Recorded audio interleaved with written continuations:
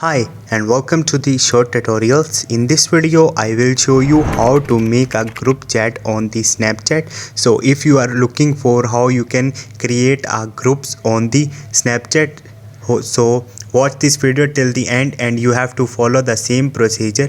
And if this video really helps you out, do subscribe to my channel. So first of all, you have to open your Snapchat mobile application and go to your chats.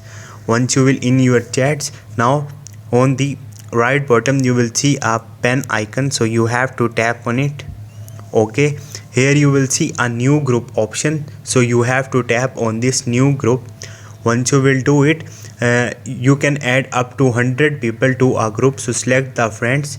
Once you will do it, now on the top you will see new group and pen icon, so tap on it and enter the name of the group. So click on it and now click on the chat with group, so your group is created. So this is the procedure to create a group on the Snapchat. Hope this video will helpful for you. If you have any question, you can ask me in the comment section and do subscribe to my channel. Thank you.